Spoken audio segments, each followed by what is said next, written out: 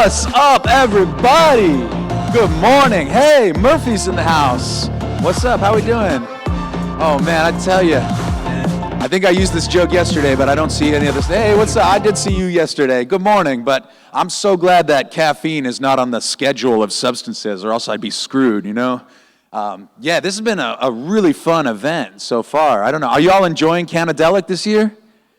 Right? That's what I'm saying. Give it up one time. Yeah, we've got a really interesting panel to kick it off, and that's about extraction, and something that I've been learning about quite a bit. And I know a lot of folks in here probably are no strangers to extraction, or to at least, the consumer side of extraction, but I got to give it up to Cannadelic for putting together a really world-class panel right here, and I'm constantly impressed. Like 2 or 3 more people that I had no idea were going to be here just showed up, out of nowhere. So whatever Cannadelic is doing to get these folks here is great. Okay. Last night at the dinner awards, was anybody out at the awards? Yeah, that was awesome. Also, shout out to this gentleman right here. I believe you said that you've been smoking weed since 1957. Is that? Okay, 1965. Do we have any stoners who predate 1965 here? That's impressive. I feel like we should have given you an honorary award last night. That's great. There's hope for me then, I hope to be a 95-year-old stoner. So, why stop there? All right, I think, are the ready, or should we give it a few more minutes?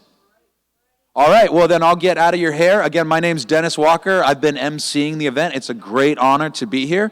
And let's give it up for the extraction panel. And we're talking about the differences between extraction with cannabis and with mushrooms. And we have some world-class experts right here. I'm going to let them introduce themselves right now. So let's go and get this extraction panel rolling. Thank you all. I hope you have a great day.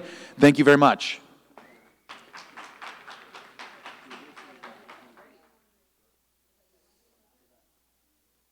All right.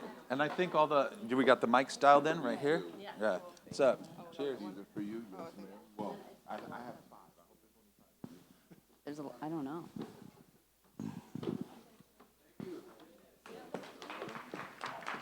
Thank you. Clap louder, as if there were 50 more of you. I don't think is it? Oh, there it is. Hi, everyone. Good morning. Good morning. Good morning. These are better couches than we had last year. Yeah. This is an upgrade. This is way nicer. Beautiful. All right. Good morning, everyone. Thank you so much for being here. Give it up for Dennis for kicking us off in the morning. So amazing. Bright and early. If you didn't follow him already, Mycopreneur, don't sleep on that podcast. Don't sleep on the content. So you are here for arguably one of the best panels, if not the best panel, because we're talking about the future, and it's amazing. We're going to talk about extraction of mushrooms and cannabis, and you have incredible people who are going to talk to you about it. I'm going to let them all introduce themselves. My name is Rochelle Gordon. I'm a freelance cannabis and psychedelics writer, but these are really the stars of the show right here. So I'm going to let you all introduce yourselves before we jump into it. Right on. Thank you, Rochelle. Good morning, everyone. My name is Elise McRoberts. I am the Hashinista. I've been in the cannabis industry in California since Prop 64 passed in 2016, and actually before that, I was formerly the CMO of Doc Green's, an award-winning solventless brand, and I will be speaking from the perspective on cannabis and hash. Thank you. Thank you, Elise. Good morning. My name is Masha T., and I work with ACS Laboratory. We test most of the cannabis in Florida. We're also testing for mushrooms. We test for potency, purity, terpenes, flavonoids, all that fun stuff. I've been in the cannabis industry for about 5 years, and I'm working on mushrooms now. Hey guys, I'm Murphy Murray. I co-own a medical and recreational cannabis extraction lab in Colorado, and also now have a person-to-person mushroom testing lab. So you can get your mushrooms tested for 6 alkaloids right now, 17 if you want to pay more money. And I'm really looking forward to seeing more nutritional type of tests in the mushroom market, and then hopefully using that to push nutritional testing onto cannabis too. So I'm Marcus Motes. I'm a mushroom extractor and a cannabis extractor. Have been since about 2008 on the cannabis side. Mushroom, I think in the last 3 years, we've really been starting to take off in that direction. Yeah, is here to talk mushroom extraction. My name is Jessica Watson. I am from Denver. I own the only extraction supply location in woman-owned in Colorado, and I have kind of always been on the cannabis extraction side, and recently kind of moved over to the mushroom extraction side, selling the equipment, divulging more into it. So yeah, so go to kimchicks.com if you need extraction equipment to do either cannabis or mushroom extraction. And I'm just happy to be here. This is did the panel, kind of the same kind of panel last year with almost the same people, almost the same, like exact same people. But I'm happy to see the growth of Cannadelic after year 2. And let's, talk more psychedelics. Awesome. Thanks, everyone. And thanks so much for being here so bright and early. Can we just seriously take a look around? This is an amazing group, and thanks so much for being here. We were talking last night, actually, about trying to mix it up, actually, and throw a softball. And we were interested, and just going to temperature check, if anybody wants to ask a question first and foremost. We were like, maybe we should open up the Q&A first and see if anybody has anything that they want to make sure that we cover. Or if we should just, yes, please, thank you so much.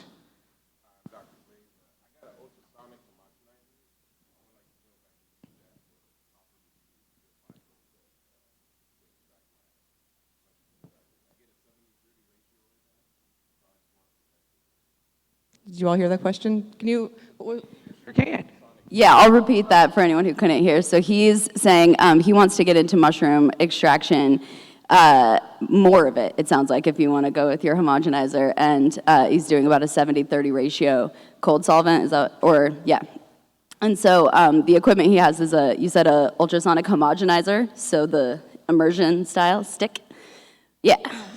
So sonication, right. Sonication is fantastic for extraction because it creates agitation through sound waves, and so it's a low impact. It's like the swimming kind of version of extraction. The shearing portion of it, using that immersion style, can be a little bit more aggressive. It also requires you to have an open container to a certain extent, so if you can enclose that, that's going to help you out. Best way to limit oxidation is to limit oxygen, so keeping a sealed container is really helpful. But it is important to keep in mind that sonication and agitation and friction create heat. And so while you can use it, you've got to pay attention to the manufacturer's recommendations for how long you can run it at a time. So really good, thorough manual on that one. What I would do is set a timer, make sure you're turning it on and off, and monitor the temperature actively of your solution. Have a thermometer in there, because the temperature will rise the longer I would it do a runs. test run, too, on something else. If you don't know, how the temperature or how your homogenizer works, then do a test run on something else, and then just see how long it takes to get to that temperature. And I don't know what kind of vessel you're using, but you can also put your vessel in a cold bath to kind of combat that temperature a little bit. And the ice bath works too. I mean, anything that you can do to submerge it. Water seems to always chill things a little better. Just having that full wrap around instead of just one surface on one surface area. Thank you. Very informative already. Does anybody else have any questions before or right off the bat? Okay. Well, maybe we can just get into it. We've seen a big evolution in cannabis extraction over the last decade.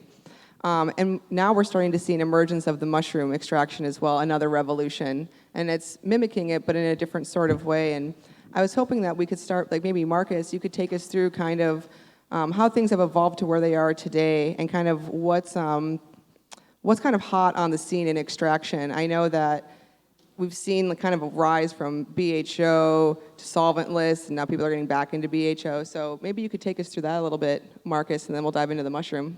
Sure. So I think everyone's pretty familiar with the lemon tech and the blue water tech. Those seem to be the two, since the dawn of time methodologies. And lately, I've seen a lot more solvents being used. I think a lot of extractors in the cannabis space have just kind of gone through their whole, arsenal of extraction equipment and seen what works and what doesn't. And it seems to be a lot of people are landing on solvent, methane. It seems like, for the most part, and also ethanol, or methanol. I'm sorry, methane. Took that dab right before I got on stage.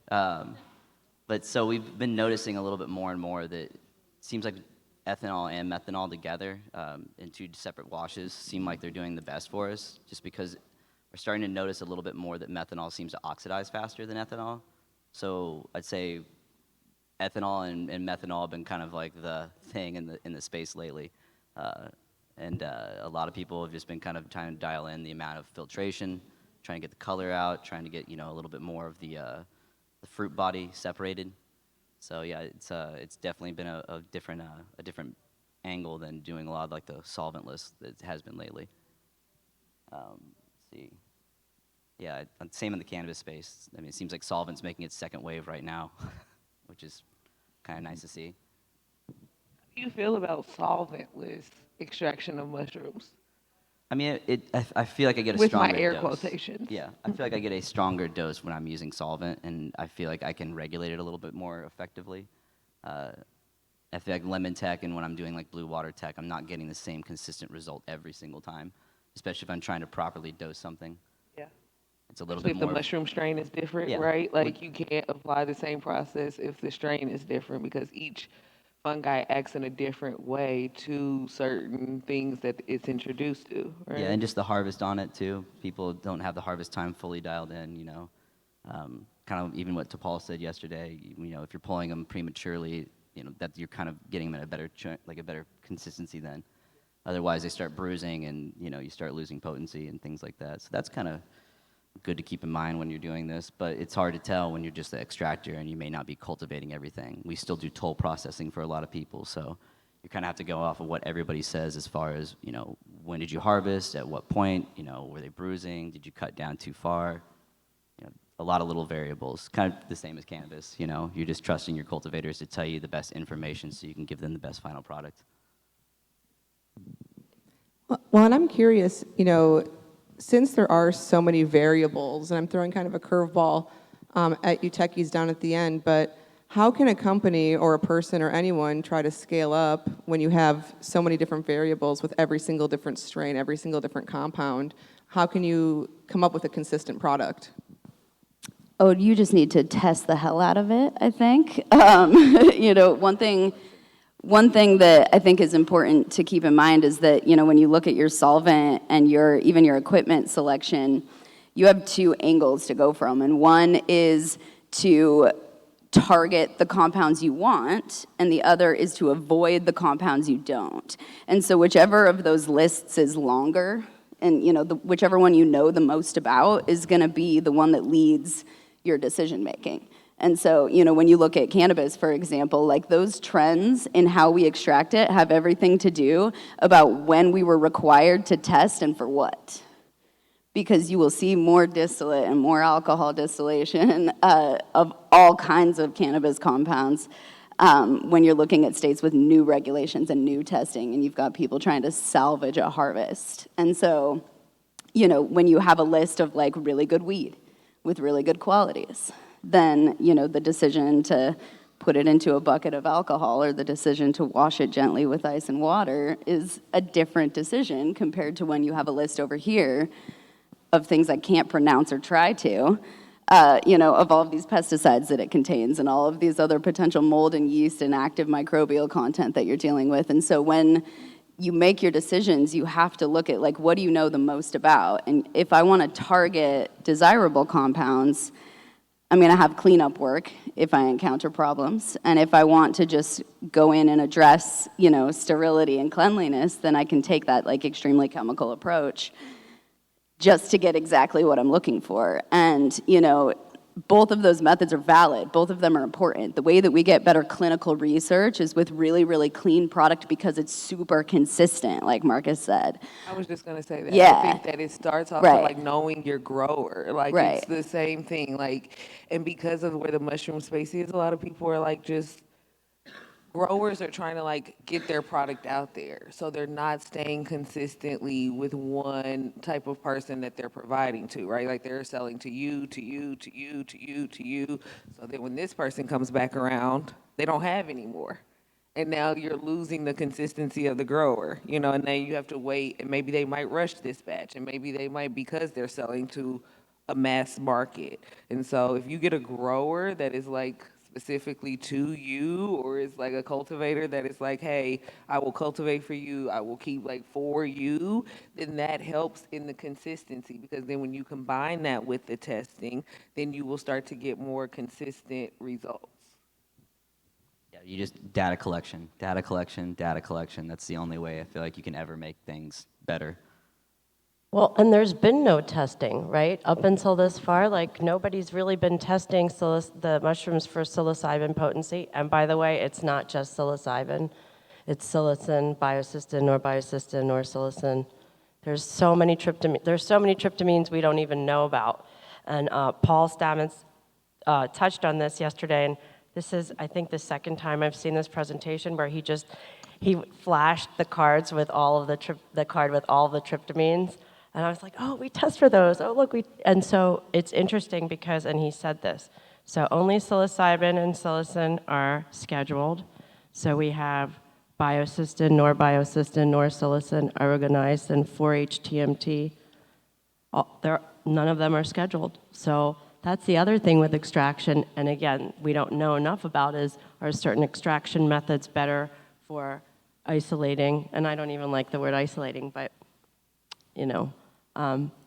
emphasizing. But it is isolating. I We know. got to stop judging I know. it. You're right. It's okay. You're right, I know. But It's okay Yeah. to do perfect science. Right, And it's right. okay to just eat mushrooms and see what happens. Right. It's all about your informed consent, Right. Absolutely. But so we've got these retreats and people going on retreats, right? And families, or maybe it's some are clinical, some are for fun, but we really don't know about dosing. Like they're like, oh, well, you give them a half a gram, or you give them 2 grams, or you give them 5 grams of what? And the different strains all have different potencies. So that's what we're starting to see now, is because our laboratory has a DEA license, we're able to receive samples from other DEA-registered research facilities. And from Jamaica, they don't even need a license to export, but we have to file everything with the DEA. So it took me about a year and a half to figure out how to do this properly. And we don't have that much data, but the data that we do have shows that the different strains are significantly different. So Golden Teachers would be a good one to start with. It's got about a 1 to 2, at the most, 1% potency of psilocybin, but then there's all the other tryptamines. So I think potency and dosing, that's where it all starts, right? Like, it's not like you can just smoke weed, like, be like, oh, well, this is whatever, we kind of know what the THC potency is going to be. We kind of know what the terpene profile is going to be. But we don't know anything about these mushrooms. It's almost like eating an edible kind of thing. Like when you first dose yourself with an edible and you don't know like how far it's going to take you. So Murphy will not eat edibles, okay? Just fun fact. And Not from you. fun fact. And so one day I gave her like an edible and I like told her the milligram. She's like, I don't do edibles. I was like, just take a piece with me. Don't be a pussy. And so, I wasn't. she was. So she like cut this little piece off and, and I like ate a bigger piece. I'm like, whatever. But like 2 or 3 hours later, she like texts me this like hilarious picture. And she's like, bitch, I'm too high right now. And I kind of got it because it's like a thing where no matter if you are somebody that eats edibles or are somebody that like eats mushrooms, right? Like you still have to dose yourself in a way that is like effective for you, and every batch is gonna be different, right? Like every edible is gonna be kind of different. Even if they put the milligram packaging, like the amount out there, you're still like, okay, this 250 hits harder than that 250. Like their flour was better, their distillate was better, their whatever in that. Maybe I feel like gummies are not as good as sometimes like a brownie or something because the butter controls that, and it like holds on to your system better in the blood, right? So like an edible that is a cookie or something like that hits harder than an edible that's a gummy. I kind of feel like if we're going to talk about a similarity, that's probably like one of the only ones is that how you Well, dose yeah, yourself. research is a two-way street. So I could figure out 10 different ways to extract cannabinoids or alkaloids from a compound and like cool beans, but if you don't try all 10 different versions, then like my decision about which one is best at what, best for who? You have to do the same research. And so it's important for me to isolate these compounds because if you can't take them by themselves or be exposed to them by themselves, then you don't have a frame of reference or a baseline to compare when you have something more diverse. And we are more likely to get a better experience from a more diverse product. But if one or two of those tryptamines are doing all of the heavy lifting, that's important to know. Well, and I think that we're seeing an interesting evolution because what it comes down to at the end of the day is the consistency and the safety for the end consumer, right? Like we're all up here, talking about this, we're doing the science, but at the end of the day, there are still people out there who are, interacting with these compounds and it's a guessing game and you're getting into a really vulnerable place. And so I'm interested in knowing, how can we help the consumers now while we're still in this kind of gray area as we're still learning so much? We're putting out there as much as we can for the information, but like, what can we do now? What can we teach them now? And how will we evolve? Step one, don't get married to anything we say today. This information is changing. It's as alive as we are. It's going to continue to change. Think about how many times we've heard that sativas are for daytime and indicas are for nighttime, and we know that that's not the case. And we will not be able to stop that from being the selling point. We can't stop that branding from being on the package. Sativa edibles are for sale today, and it's stupid, and it's incorrect, and it's not science. And we can't go backwards from that. And so, the way that we can do better forward is to be more flexible. Everything that we know right now is already outdated because time is still moving forward. So, we have to be flexible. That is the most important thing we can do, is be willing to change our minds. I think we have to listen to the consumers too and know what do they want to know. With cannabis, people were looking for effect-based products, right? So they wanted it labeled, is this going to bring me up or take me down? With psilocybin and mushrooms, people really just want to know, can I have a low dose or a high dose? And the other question I'm asked often is, will this be visual or cerebral? But what else are people asking about mushrooms? And then I want to say with cannabis and extraction and solventless versus non-solvent, it's about how much flavor we can get and terpenes, right? We're looking for taste and what it smells like. Whereas with mushrooms, I don't think we're trying to maintain a taste or a flavor, right? We're trying to get what's giving us that effect. I agree with Elise, but then I also disagree at the same time. And the reason why is because that is what has, to me, corrupted the cannabis market, is letting them tell us what they want so much of, right? Like how many times, or if you've ever been in a dispensary or somewhere and people are like, well, what's the potency or what's the this, right? And they don't even educating themselves to know what's the terpene profile, what is the, it's so many other things, what's the cannabinoid ratio, there's so many other factors that go into that, and we have let consumers just get so caught up in indica sativa, or dosage, or potency, oh, it's 32%, it must be great. And that is some of the worst weed, because maybe the trim was bad on it. Maybe they got a bunch of leaves on it and you're really not getting the effect because you're smoking the trash part of what they should have cut off. There's so many things that go into that. And so I think with mushrooms, we actually have the opportunity to let them know what is important, to let them know what they should care about, right? Because we've had this conversation, me and Masha as well before, about if you do that, then they're going to be like, oh, well, what about this? Or what about this? Or, what about contaminants? What about microbials? What about, and some of that, because it's a fungi, is going to be in its natural state too, right? Like, so what about pesticides? Maybe pesticides are on the mushrooms and that's how we should take them because they're supposed to be there. And then you might get the consumer that says, well, I don't want pesticides in my thing because they just hear that word and it triggers something in them to say, I don't want that. I think psilocybin is a pesticide. Thank you. You know, and so when you use that as a trigger word, then the consumer is like, oh, well, no, Right. no. And some of them that are testing for more cadmium, and maybe that's used to grow the chitin, which is like the outer shell, which we were talking about yesterday.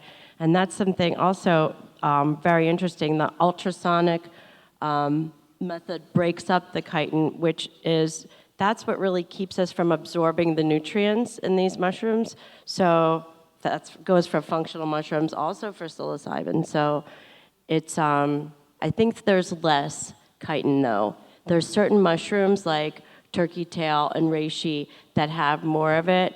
And so if we think about that, all of these mushroom mixes, right, that we're buying that are being sold right now, if that's just dried, chopped, and it still has the chitin in it, then we're not getting any of that we're not absorbing it. So there's so much that we don't know.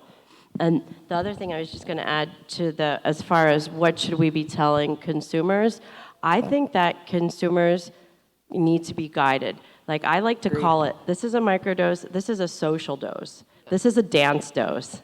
You know, this is so for me, it's all about navigation, and you have to give people this is a great 4-hour plane ride. Yeah. You know, just kind of suggest it, with the chocolate. Maybe instead of selling big bars, you just sell it, like Hershey Kisses, or like in the doses that you're supposed to take it.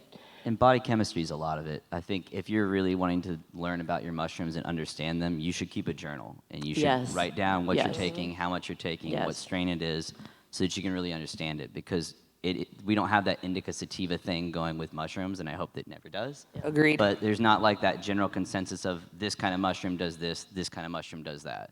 There's some loose ones, but I don't think anyone really has like a general, this is definitely the guy to do it, So I think a journal is the most important thing because body chemistry is so different. Yeah. Agreed, which is so funny because I think about even being here. Like if somebody walks up to you right now on the showroom floor, it's like, here, I got some microdoses. 9 times out of 10, you're not even gonna ask what the potency is, right? But like with cannabis, if you hand somebody like, here, hit my joint, they're gonna be like, well, what is this? Is this, it tastes kind of like, you know what I mean? They're gonna have so many opinions on it, right? But like, when you just hand somebody mushrooms, they don't really ask that. They're like, thank you. Like, yeah, I'll eat it right now. The whole thing, cap or stem, like it's not that convoluted. It's like so much more peaceful in that way. And I don't want mushrooms to be like the cannabis industry because now people think that they are like cannabis bougie, right? Like they know, like, oh, I know a good strain, or I know what it, you know what I mean? Smoke purple punch. Yeah, exactly. I'm not a runts girl, but it's like one of those things where if we let that happen to the mushroom industry, it will ruin it. It won't be fun anymore. And then I feel like we'll be chasing for something else. Now we'll be like, okay, well, what else can we start doing? And then, you know what I mean? Like, it'll just take all of the fun out of where it is right now. And that's the happy place about mushrooms. Yeah, it's really, like, we're in a really interesting time, right? Because we're learning so much, but we really don't know anything at all. And it's what we don't know that I find so interesting.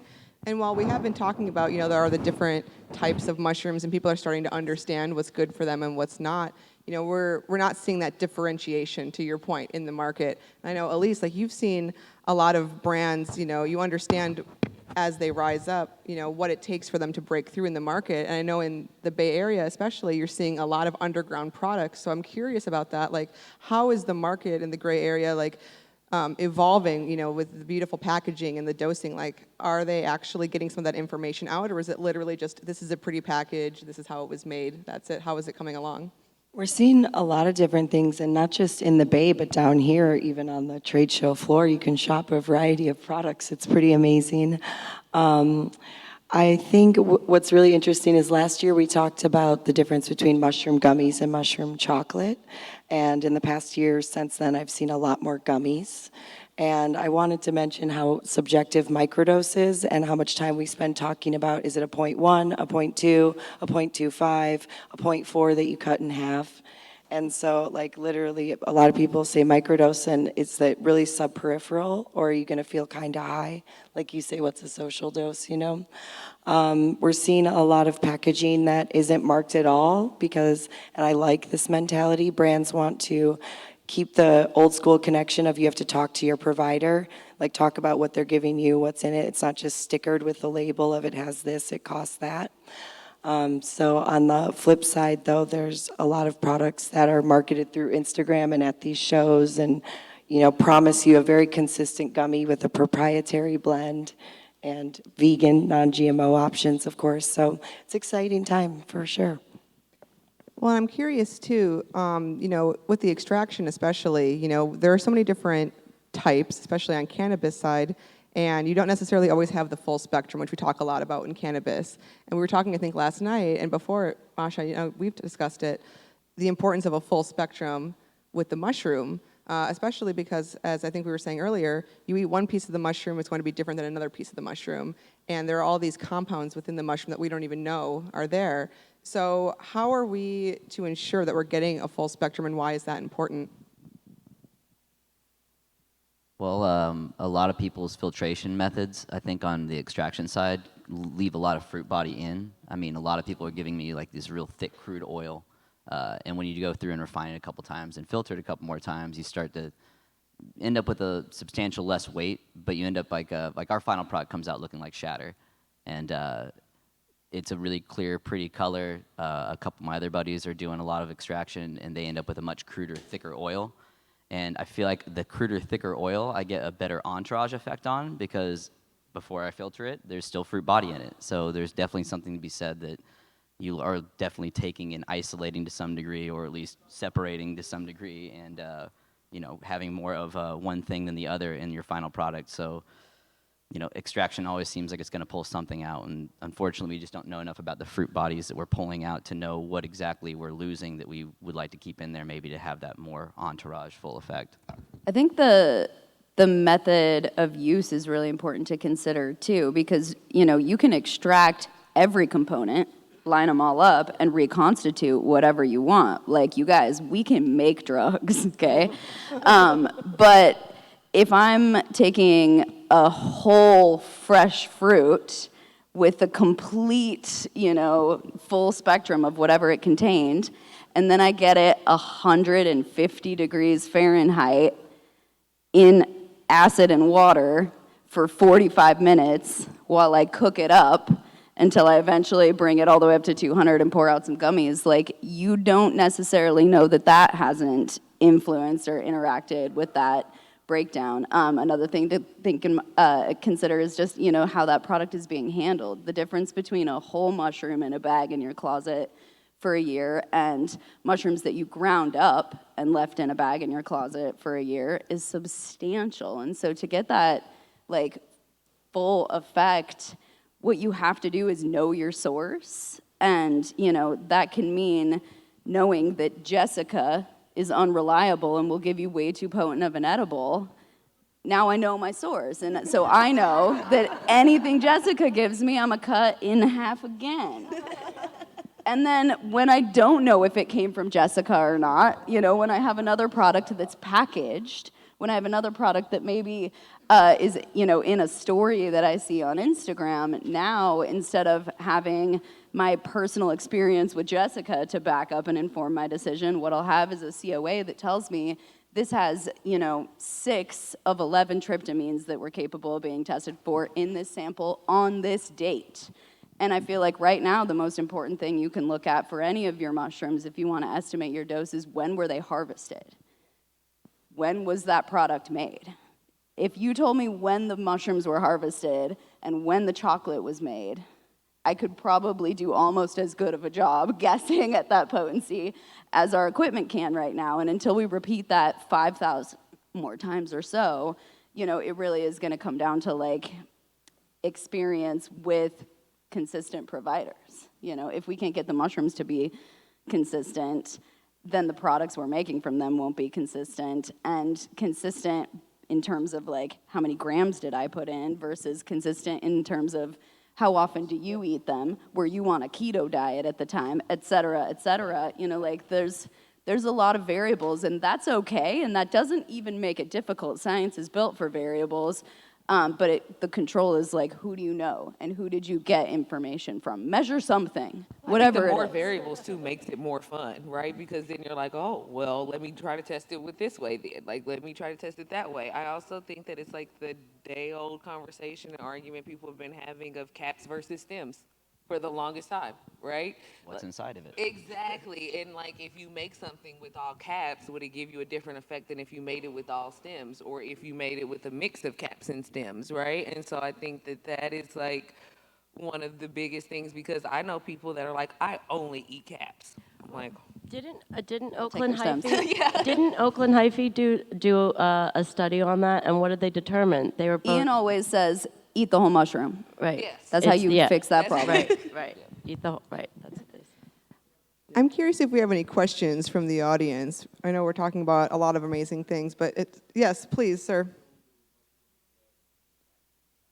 How long do mushrooms last if they're vacuum packed? He wants to know. So I wouldn't. a lot of variables. I wouldn't put an Temperature's a big expiration one. date on it, but what I would say is that the biggest contributors to degradation that we know of right now are over and under drying right after harvest, and then assuming that that went well, UV and breaking down the mushroom. And so if you don't grind them up, you keep them whole, you keep them dry, and you keep them away from UV light, you've got the longest potential shelf life. And heat is a factor for sure. So like, don't let them get somewhere where they're gonna get too warm. You know, like people are like, oh, I'll put it here, but then it like gets too hot. So heat definitely degrades it.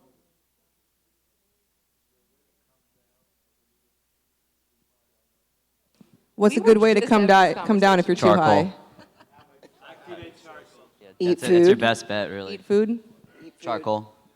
Activated charcoal?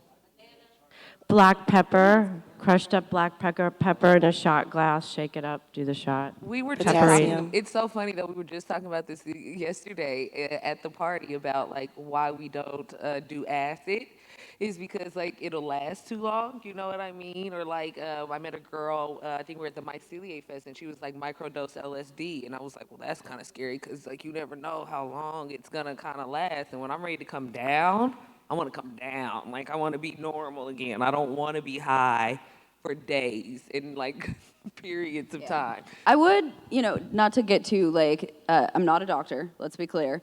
But when you think about like the activation, with mushrooms, we're talking about a serotonin receptor in your stomach.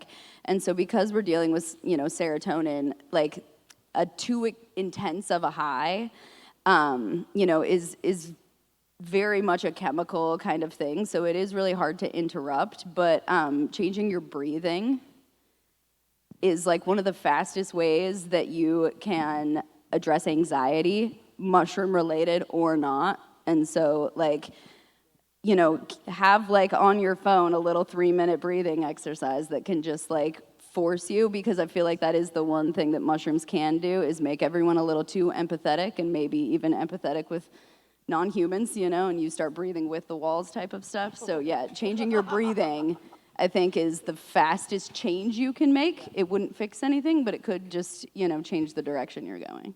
Also, if you're very spontaneous like me, I kind of enjoy the trip. Like, I've had moments where I'm like, ooh, I'm high, like, oh, shit.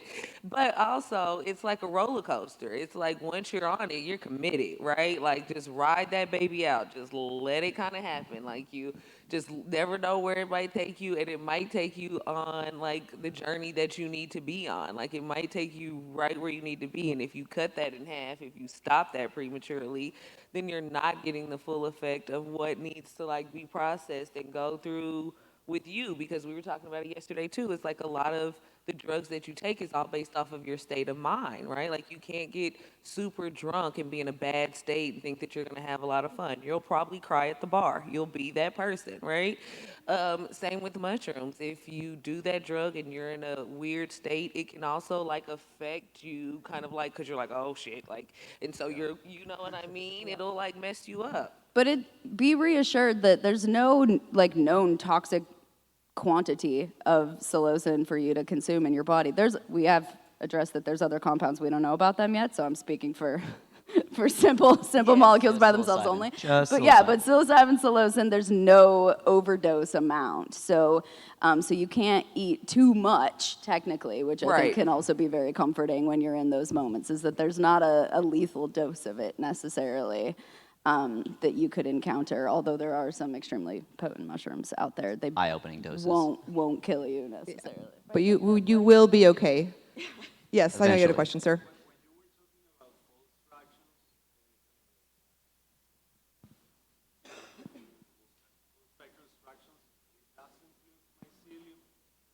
Is the mycelium in the full spectrum of the extract? It could be.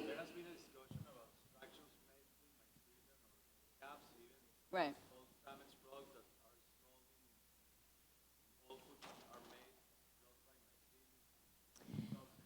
Yeah, so if you guys are familiar with growing mushrooms in the first place, you start with that mycelium in a substrate, and that mycelium has to grow first, that's your root system if you were to compare it to a plant, and then mushrooms grow on top. And so from a nutritional perspective, there's a lot going on in that mycelium, just like there's a lot of nutrition in roots, right? And the mushrooms have different nutrition and also different compounds entirely. When we're looking at something like cubensis and we're looking at psilocybin and psilocin, we aren't getting that in the mycelium, we're getting that in the mushroom. So the mycelium is largely discarded. Potentially has some of those same nutritional benefits and values as it does for some of those other functional mushrooms, but those nutritional benefits are, healthy sugars, healthy fats. They're not necessarily like the triterpenes and reishi that can support your immune system. And so, it's the full spectrum aspect of it. I hate the phrase full spectrum because it alleviates me of any responsibility to demonstrate to you what that means. What is full? How many is full? Give me a number. Did you identify 20 compounds in this? Did you, compare the quantities of them against each other?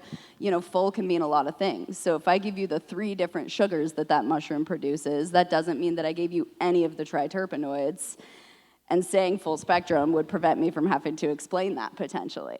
And so, none of it is bad, but all of it is by itself. And so the mycelium and the myceliated grain is healthier for you than probably like the, 10 for 10 Quaker Oats, right? It's valuable, it's good for you. Probably shouldn't cost $40, right? But the mushrooms themselves have different compounds. And so, to say, only made from fruiting bodies doesn't necessarily mean it's better than something made from grain unless you also include what you're using it for. And like you said, it's about harvesting too. So I have a theory that, like all the good ones are like, about yay high, right? Like it's not the huge big ones that have all of the good stuff in them. And it's been a thing of like, oh, look at how big my mushroom's grown. But that doesn't mean that you're getting everything that mushroom has to offer just because it's bigger. It's a definite case of maybe bigger isn't better. Probably the only time, but this might be it. You know what I mean? Yeah. So I think that it definitely is about when you pluck them, when you harvest them, when you pull them out, right? And so it's to talk about mycelium, it's like saying, I know people that like to smoke a joint with seeds in it. Who? It's disgusting. There's something for everyone. There's something for everyone. Yeah, there's something for everyone, right? I'm not saying it's me, just for the record, but Definitely not. But there's a thing where there is a place for mycelium where people like to have that included, is how I'm, comparing it to. And so it will definitely just be about what somebody prefers. It'll almost be like, oh, I like this and I don't like this. It'll just be a preference thing. And I think for lion's mane specifically, Paul was saying that to get the I'm going to say this wrong, aranicine, which is the active ingredient in lion's mane. It's in the mycelium. It's not in the fruiting body, which is interesting because lion's mane is so expensive. Yeah. And so we're chasing, what are we chasing here? Is it really underneath? So that's why the research is so important. And cannabis, for example, we hardly use the roots. We don't use the roots. They're like byproducts. Nobody's using the roots. And meanwhile, for thousands of years, indigenous cultures have been using the roots, cooking them for immunity, making teas, doing all this stuff. Original RSO was supposed to be literally all of it. Yeah. Everything but the dirt. Yes, yes. So even with what we know, we're not using that. So Right. I can't even imagine what more there is with mushrooms. The other thing I was going to say is, since we've started testing, one thing I'm committed to is really sharing the data. And since we've started testing, and as we accumulate more data, one of the things I want to do is publish where, we obviously can't reveal the client because it's confidential, but publish like an index which, compares, this is a golden teacher fruit, this is a golden teacher chocolate, this is, just to compare the data so that people have kind of a reference. What is a chocolate potency compared to a fruit potency compared to an extract? I've also been using topicals. Mushroom topicals are extremely powerful. And there's just, again, there's so much we don't know. It's really fun. And if you're thinking about it as a business, sometimes it's hard to focus when there's so many applications. So you need to pick a direction. It could be the wrong one, but at least go in that direction and then evaluate and then Flexible be enough to flexible. change your mind. Yeah, to Yeah. change your mind. And with extraction too, you don't have to have expensive equipment. And that's the thing. Honey is an extraction method. An excellent method. An excellent method. How long would you say it should sit in honey? Maybe a couple months? I'd say a month or two, honestly. The nice thing is honey doesn't degrade it, so you really are encapsulating it. If you agitate it, it's faster. Oh, yeah. And so, that's really what you've got is either time or, mixing it, a little shaker pad. Even just taking the jar of honey and putting it in an ultrasonic bath and running that. Yeah, that'd work. I've So- seen Murphy do a bunch of That's extraction tech, by the methods, way. so- Write that down, you guys. Heady honey. So we're running low on time. They gave me the signal. I know there were more questions in the audience, so I just want to say that afterwards, we'll be over there. Please don't be shy. I think I can speak for everybody that we'd love to speak to you more. The experts would love to speak to you more. But I wanted to make sure that everyone got a chance to let people know how to be in touch with you, how to learn more, and any final thoughts. And I'll start with Elise. You can find me at the Hashanista booth across from the Dab bar on the expo floor, or the Hashanista on Instagram. You can find me on Instagram. It's _Masha T or ACS Laboratory. And yeah, I think those are the only two. You can find me on the internet, and if you find me in the state of Colorado, you can bring me your mushrooms, and I can test them for alkaloids. You can find me on Instagram. I'm that_natures_guy, or just hit up in Nature's Lab Extracts. I'll respond to both. So you can find me at kimchicks.com, number one. You can also find me on Instagram at kimchicks, CHEMCHIX, or on Instagram, my personal is The Cherry Diva. And I'm Rochelle, the writer, on Instagram, or you can find me on LinkedIn. If you have a story to tell, please hit me up. But I just want to thank everyone for coming out so early. I really do appreciate you and appreciate the panel. I think this was really informative, and I really can't wait to see what we all do and how we can evolve this medicine. So thanks everyone for being here.